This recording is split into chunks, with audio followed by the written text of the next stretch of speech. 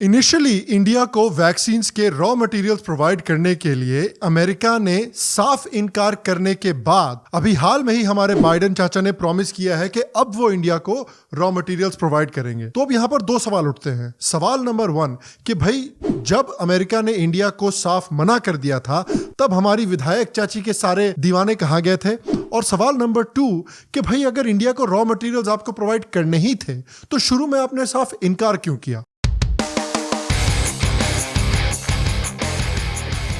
Hello और शाम Sharma show के इस एपिसोड में आपका बहुत बहुत स्वागत है। आज मुझसे जुड़ने के लिए और आज का ये एपिसोड देखने के लिए आपका बहुत बहुत धन्यवाद और आप सबको एक सेक्युलर प्रणाम।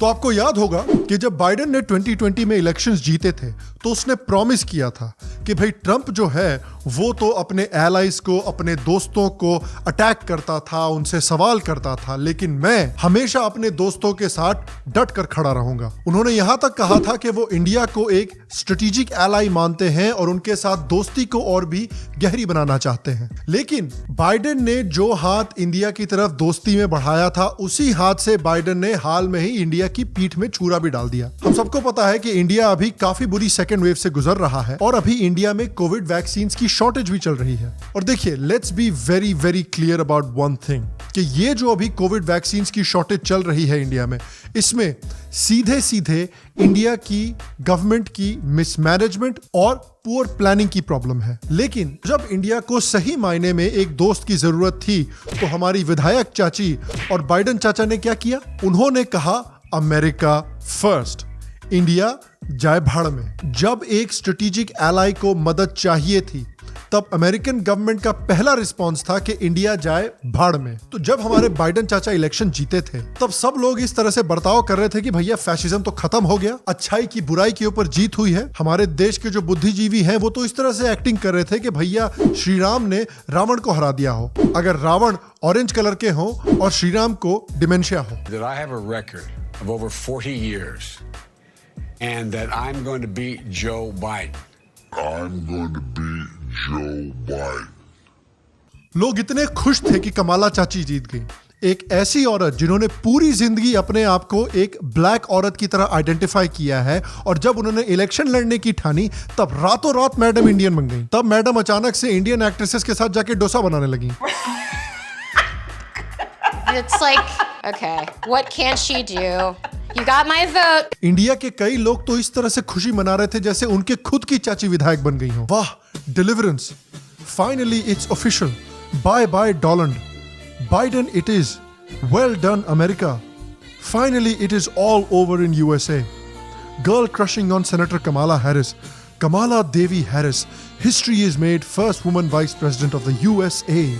मतलब खुशी देखिए है। इतनी खुशी मुझे आज तक।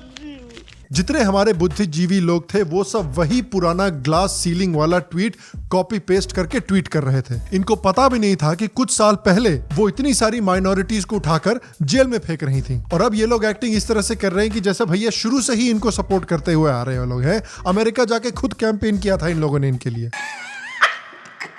It's like, okay. और जब अमेरिका ने इंडिया को सीधे सीधे मदद करने से मना कर दिया तब इन लोगों को सांप सूंघ गया। और ये याद रखिए कि बाइडेन और कमाला हैरिस को इंडिया के बुद्धिजीवियों का सपोर्ट मिलता रहा है, इसके बावजूद कि जब से मोदी जीत कर आया है तब से डेमोक्रेट्स ने इंडिया को हर एक कदम पर अटैक किया है, बड़े बड़े नेशनल सिक्योरिटी के इश्यूज पर भी अटैक किया है। भैया देखिए, ट्रंप के बारे में आपको जो बोलना है बोलिए, लेकिन जब इंडिया के बड़े नेशनल सिक्योरिटी इश्यूज की बात आई, जब कश्मीर की बात आई, जब सिटीजनशिप अमेंडमेंट एक्ट की बात आई, तब ट्रंप या तो चुप रहा या फिर उसने इंडिया को सपोर्ट किया। उसको आप कंपेयर कीजिए डेमोक्रेट्स के रिस्पॉन्स से, जब डेमोक्रेट्स जो थे सीएए के ऊपर इंडिया को अटैक कर रहे थे और इंडिया के बारे में झूठी खबर फैला रहे थे।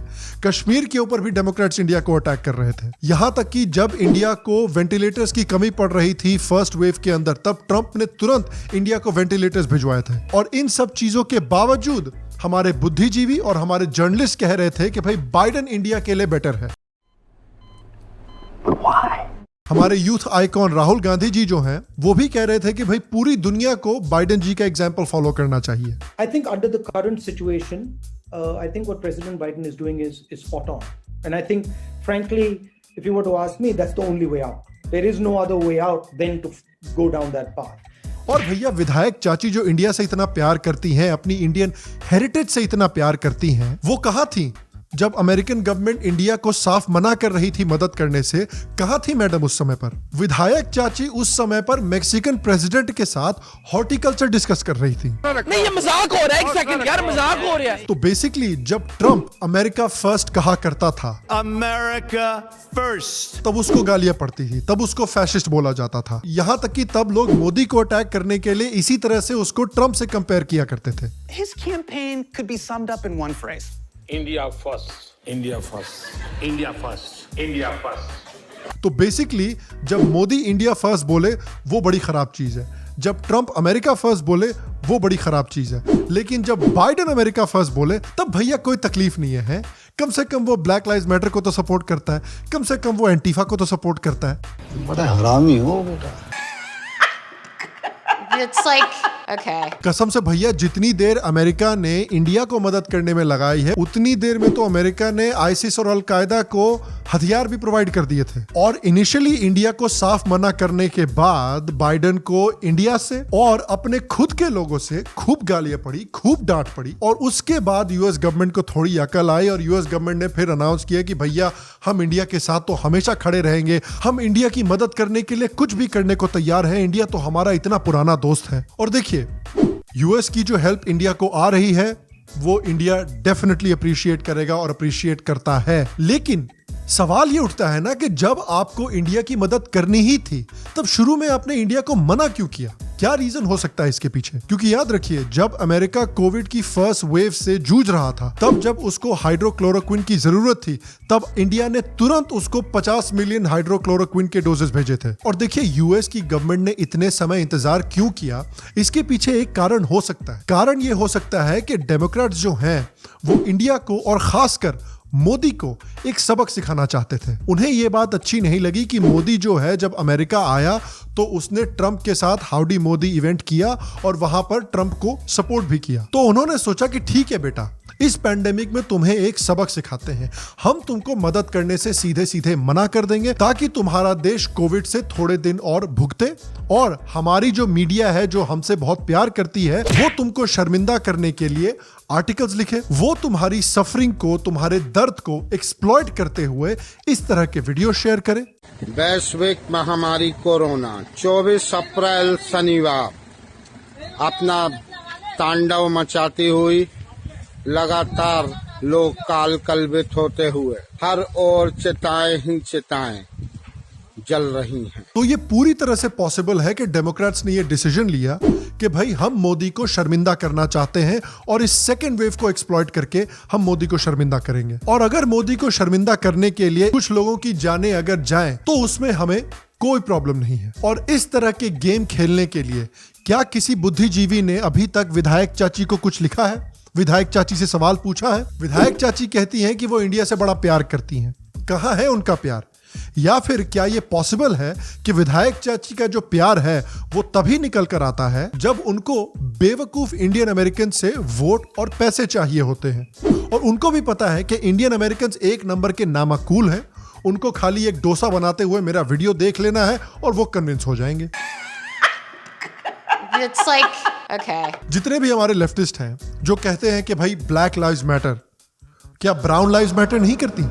आप इस बात पे आउटरीच क्यों नहीं कर रहे कि बाइडेन ने सीधे सीधे एक ब्राउन देश को मदद करने से मना कर दिया था? तो मॉरल ऑफ द स्टोरी ये है कि आप एक नंबर के हिपोक्रेट हो सकते हैं, आप सीधे सीधे गरीब ब्राउन लोगों को मदद करने से मना कर सकते हैं एज लॉन्ग एज आप मोदी को अटैक करें, एज लॉन्ग एज आप पीपल काइंड बोलने को तैयार हैं। तब तक आपको जितने सेपरेटिस्ट, खालिस्तानी और टेररिस्टों को सपोर्ट करना है करिए, कोई प्रॉब्लम नहीं है। हम भैया मुसलमानों से बड़ा प्यार करते हैं, लेकिन आपको मुस्लिम्स के ऊपर जितने बम गिराने हैं गिराइए, एज लॉन्ग एज उन बम पर ब्लैक लाइव्स मैटर लिखा हो और रेनबो फ्लैग्स लगे हुए हो। बेसिकली देखिए ये है कि हमारे जो वोक इंटेलेक्चुअल लोग हैं इनको एक्शंस नहीं चाहिए, इनको सिर्फ वर्ड्स चाहिए। मोदी मुसलमानों की कितनी भी मदद करे उससे कोई फर्क नहीं पड़ता, क्योंकि मोदी मुस्लिम टोपी नहीं पहनना चाहता। ममता बनर्जी जिसके स्टेट में मुसलमानों की जो हालत है वो बाकी देश से भी काफी बदतर है, हमारे बुद्धिजीवियों के हिसाब से वो मोदी से बेहतर है, क्योंकि वो इफ्तार पार्टी करती है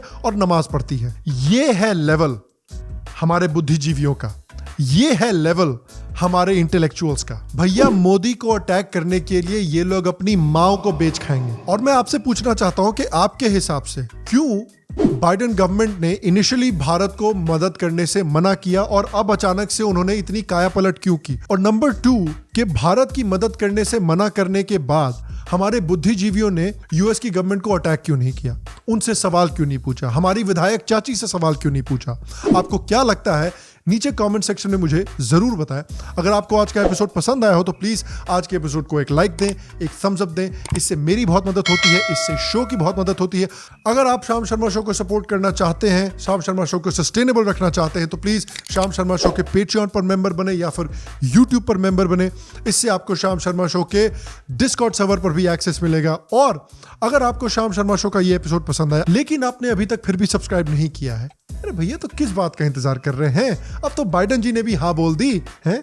यहां पर सब्सक्राइब का बटन है, सब्सक्राइब कीजिए, बेल आइकॉन को दबाना बिल्कुल भी मत भूलिएगा। और हाँ, हमारे यहां और भी एपिसोड्स हैं, इनको भी जाकर देखिए, आपको जरूर पसंद आएंगे। मैं आपको अगले एपिसोड में मिलूंगा और तब तक स्वस्थ रहें, सुखी रहें और फिर मिलेंगे।